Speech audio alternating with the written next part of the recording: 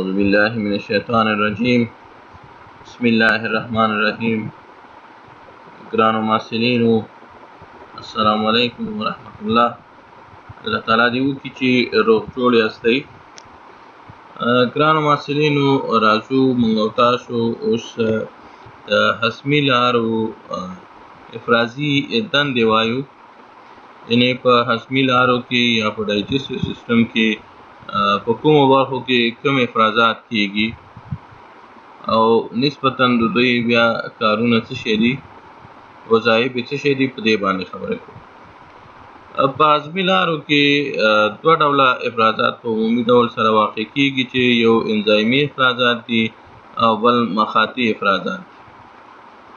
انزایمي افرازات چې کوم دي دا د خولې د جوف یا اورل کیویټي نه واخله تر ډسټل الیوم یا د بعیده الیوم پورې افرازېږي او د دې انزایمونو وظیفه دا ده چې د غذایي موادو هضم وکړي یا غذایي مواد تجزیه کړي. همدارنګه مخاطي افراز چې کوم دی یا مخاط چې کوم دی دا بیا په ټوله هضمي لار کې افرازېږي، یعنی ټول ګټ یا ډایجسټیو سیستم تر مقاطه پورې په ټولو برخو کې د خولې نه واخله تر مقاطه پورې په ټولو برخو کې مخاط افرازېږي. د دې کار بیا د هضمي لارو ښویه کول یا یو لوبریکیشن، همدارنګه د هضمي برخو یا ډایجسټیو سیستم د برخو پروټیکشن دی. راځو په عمومي ډول سره په هضمي لارو کې د ګلینډز یا د عضواتو ډولونو باندې خبره کوو. په مجموع کې 4 ډوله عضوات لرو موږ په دې هضمي لار کې، چې په دې کې سلیوري ګلینډز دي یا د سلیوا یا د لعابو ګلینډز عضوات، ټوبولر ګلینډز دي، کرپټ آف لیبرکانټس دي او همدارنګه اسوسییټ ګلینډز دي چې په دې کې عمومي ډول سره لیور، پانکراس او ځینې کتابونه بیا سلیوري ګلینډ هم په دې کې شاملوي. په عمومي ډول سره اوس راځو موږ او تاسو په هر یو باندې جدا جدا خبرې کوو، په هر یو باندې جدا جدا هره برخه جدا جدا تر مطالعې لاندې نیسو.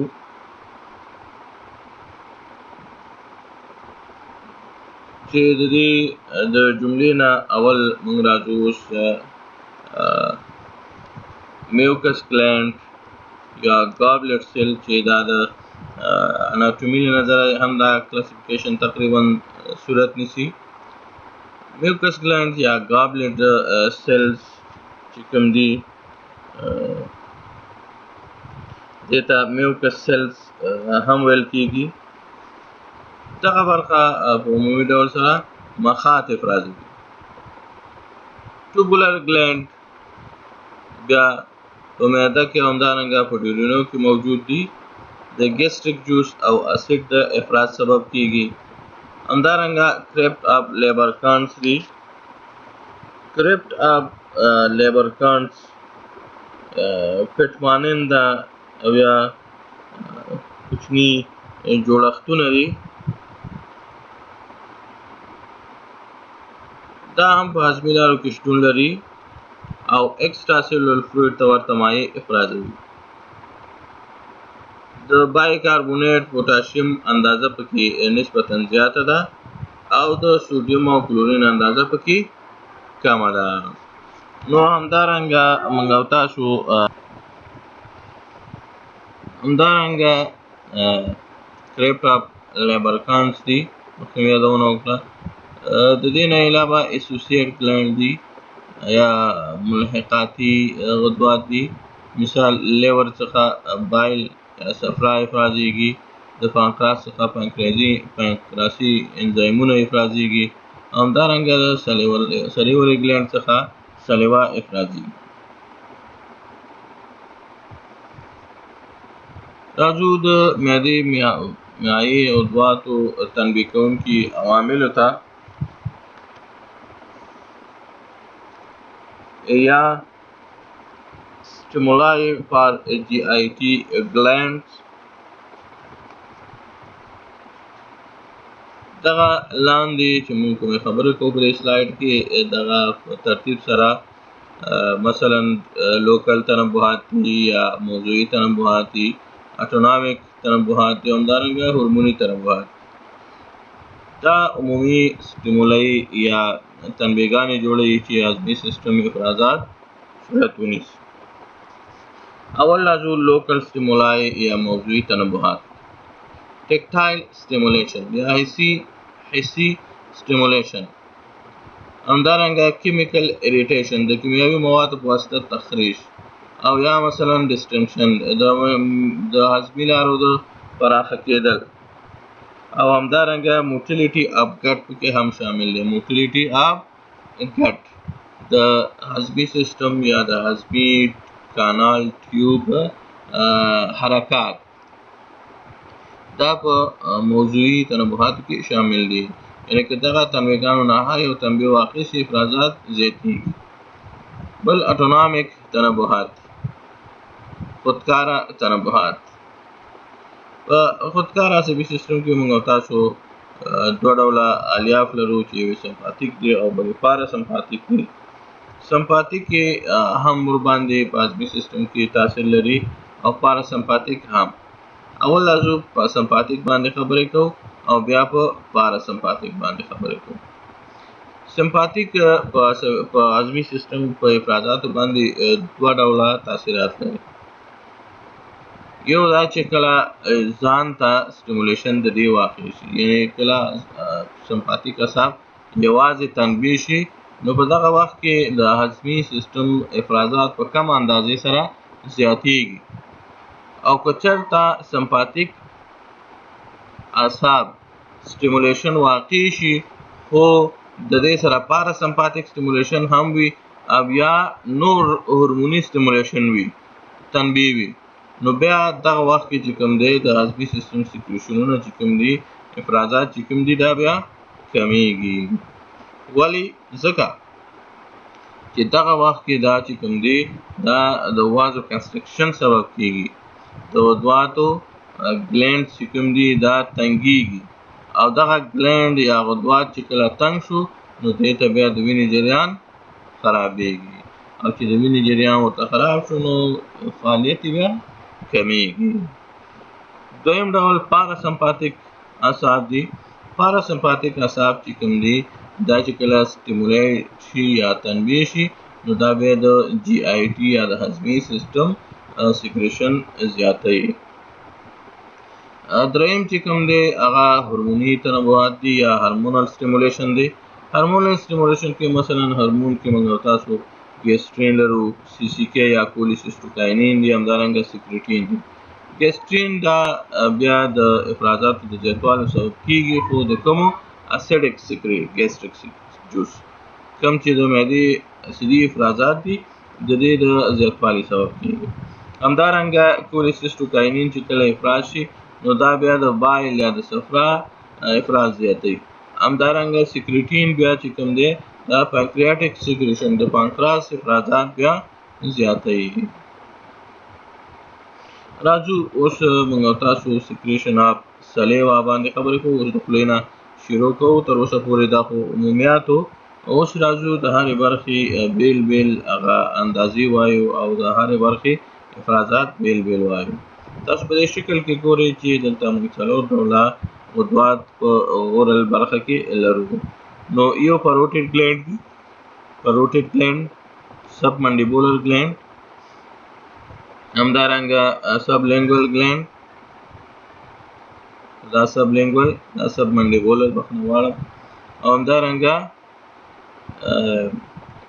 ووکل ګلینډ. ښه، اوس راځو دې ته چې ډېری سیکریشن د دې څومره دی، یعنې په 40 ساعتو کې یا پر ډے سلیوا چې کومه ده د 800 نه تر 1500 ملي لیټره پورې یا سی سی پورې افراز صورت نیسي. سلیوا په ترکیب کې په خپل ځان کې دوه پروتیني افرازات لري چې یو سیروز افراز دي چې ټیالین یا الفا امایلیز په خپل ځان کې لري او دا بیا نشایستوي مواد چې کوم دي د دې د هضم وظیفه په غاړه باندې دی، یعنې نشاسته یا سټارچ چې کوم دی دا په مالټوز باندې بدلوي. بل چې کوم دی هغه میوکس افراز دی چې په خپل ترکیب کې میوسین لري او د لوبریکیشن او پروټیکشن وظیفه په غاړه باندې لري. راځو اوس پروټیډ ګلینډ، سب منډیبولر ګلینډ او بوکل ګلینډ دا چې کوم دي د دوی نه څه شی افرازي. پروټیډ ګلینډ چې کوم دي دا سیروزي مایع افرازي. سب منډیبولر او سب لینګول ګلینډ چې کوم دي دا دواړه سیروزي او میوکس مخاطي مایع افرازي. بوکل ګلینډ بیا چې کوم دی یوازې مخاط افرازوي. د خولې د جو پی ایچ چې کوم دی د 6 نه تر 7 پورې دی، کوم چې د ټیالین یا الفا ایمایلیز انزایم دپاره یو مناسب محیط جوړوي. الفا ایمایلیز انزایم چې کوم دی په همدې محیط کې خپل فعالیت په ډېر ښه شکل سره مخته وړي. راځو اوس د سلیوري کمپوزیشن ته یا د سلیوا ترکیب ته. سلیوا په ترکیب کې پوټاشیم شامل دي، بایکاربونیټ پکې شامل دي، سوډیم پکې شامل دي او همدارنګه کلورین پکې شامل دي. د سلیوا د افراز میکانیزم. سلیوا افراز ګرانو ډاکټرانو په دې ډول سره صورت نیسي چې دا په 2 برخو کې صورت نیسي. تاسو ګورئ په دې شکل کې چې دغه برخه چې کومه ده دا یو سلیوري ګلینډ یو برخه ده. په 2 سټیپونو کې یا په 2 مراحلو کې واقع کېږي چې یوې اسیني سیکریشن دی، یعنې پرایمري سیکریشن هم ورته ویل کېږي، چې په دې کې ټیالین او میوسین پکې واقع وي او همدارنګه اکسټرا سیلولر فلویډ آیوني یا آیانیک کنسنټریشن پکې وي. میوکس پکې هم شتون لري په دې برخه کې. بل چې کوم دی هغه پرایمري سیکریشن موډیفای کېدل دي او بیا د ډکټ د برخې څخه تېرېدل دي د دې برخې څخه. د پرایمري سیکریشن موډیفای کېدل په دې ډول دي چې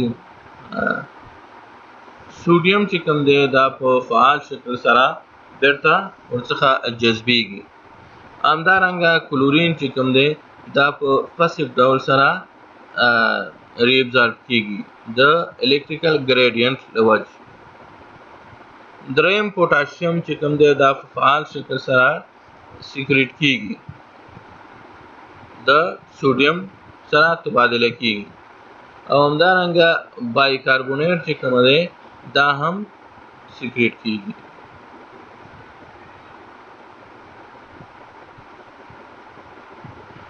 دلته یو یادونه باید وکړو چې هغه دا چې الډسټون هم په سلیوا ترکیب او همدارنګه د دې په کمپوزیشن کې رول لري.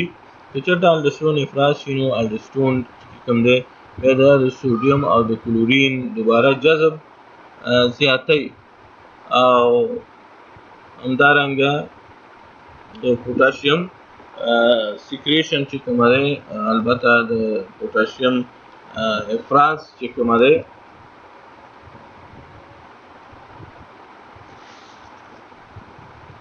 د الډسټون بیا په پوټاشیم باندې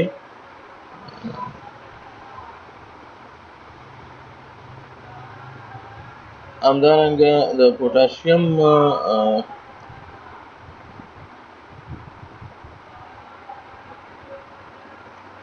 باندې هم تاثیر لري.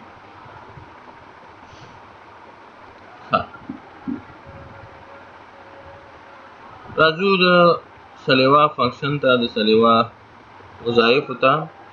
سلیوا یا لعاب چې کوم دي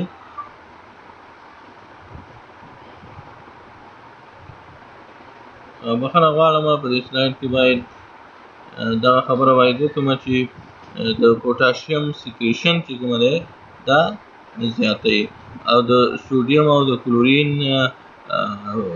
ری ابزارف یا دوباره جذب زیاتوي. د فنکشن اف سلیوا یا د سلیوا وظایفو ته راځو.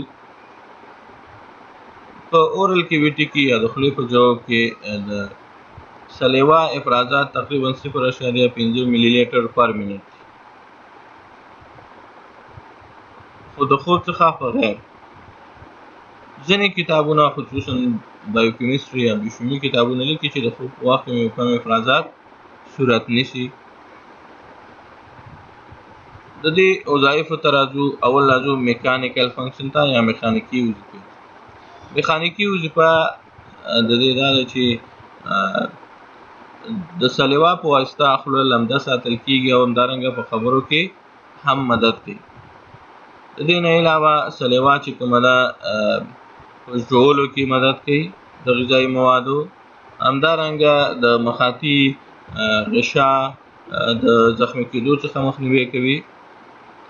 دویمې ډایجسټیو فنکشن دی یا هضمي فنکشن دی. ټیالین چې کوم دی دا سپلټ کوي، ټیالین د سټارچ په مالټوز باندې بدلی. درېیمې ایکسکریټري فنکشن دا یا اطراحي وظیفه ده. ځینې مواد د سلیوا له لارې اطراح کېږي لکه یوریا شوه، هیوي میټلز شو، تیوسیانات شو، همدارنګه ډرګز مختلف، همدارنګه الکلایډ شو، ایتایل الکول شو، ویرولنټ مایکرو ارګانیزم شو. څلورمه غټه وظیفه چې کوم ده هغه د خولې د جو په حفظ الصحه کې رول لري، ځکه چې دغه سلیوا چې کوم ده په مکمل ډول باندې د خولې برخه چې کوم ده دا وینځي او کوم چې فود پارټیکل او یا مثلا بکټریاګانې دي مرضي هغه د دې په واسطه لرې کېږي. همدارنګه تیوساینیټ او پروټولایټیک انزایمونه خصوصا لایسوزایمز په دې باندې بیا بکټریوسیډل تاثیر لري. پنځمه وظیفه چې کوم ده هغه د ذایقې په حس کولو کې رول لري. بل چې کوم دی د اوبو په موازنه کې رول لري د ترس میکانیزم په واسطه. او بله مهمه خبره چې کوم ده اوومه غټه وظیفه چې کوم ده هغه بفرنګ اکشن دی. بفرنګ عمل دی ځکه چې نه پرېږدي چې د بدن دغه مایعات چې کوم دي یا القلي شي او یا تیزابي، ځکه چې بایکاربونیټ پکې شتون لري.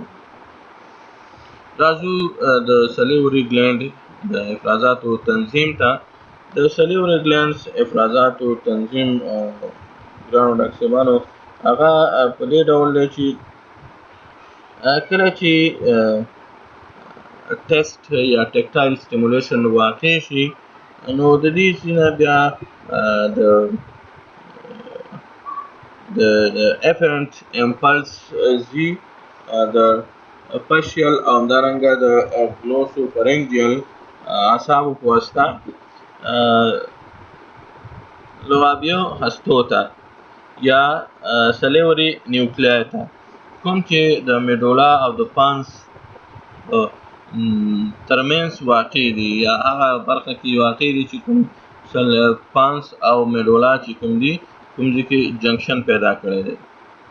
کله چې دې برخې ته پیغام لاړو نو بیرته د همدې برخې څخه د همدغه اعصابو په واسطه یعنې فشل او ګلوسوفرنجیل په واسطه بیرته پیغام راځي هماغه سلیوري ګلینډ ته او خپل سیکریشن چې کوم دی دې کې اضافه والی راوړي.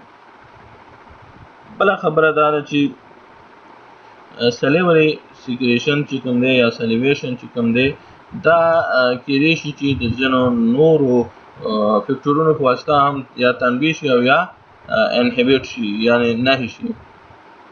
دغه پیغامونه کله کله مثلا د اشتها د سنټر نه یا مثلا نور هایر سنټر نه راځي.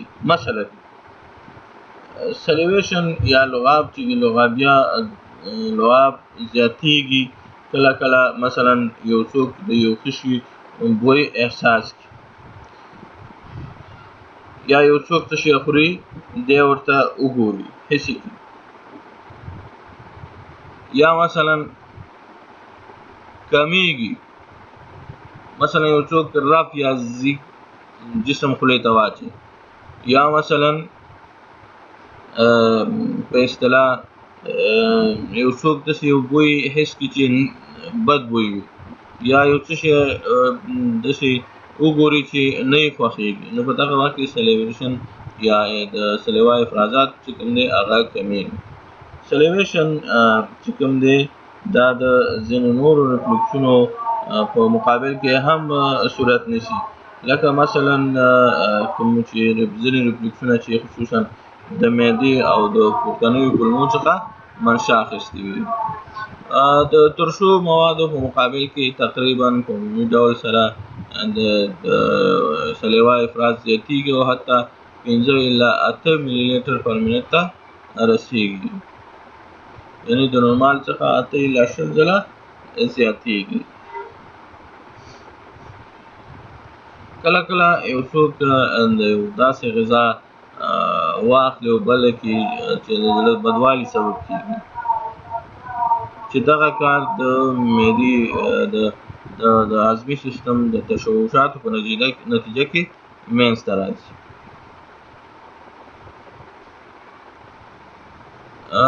بله شوې سلیوا چې کومه ده په کولمو کې د تخریشي فکټور د محرشو تاثیراتو په کمولو یا د هغې په خنثی کولو کې هم دنده ترسره کوي.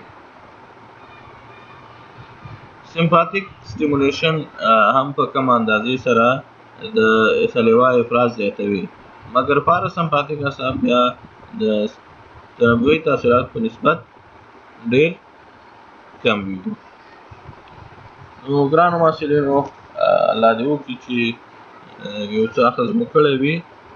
راځو وروسته بیا د معدې افرازاتو ته، نو انشاءالله دا د خولې د برخې افرازاتو د هغې فنکشنونو او د هغې کنټرولو، نو انشاءالله په بل ساعت کې به په بل لیکچر کې به انشاءالله موږ او تاسو د معدې افرازاتو باندې خبره وکړو. خوشحاله اوسئ، الله مو مل شه.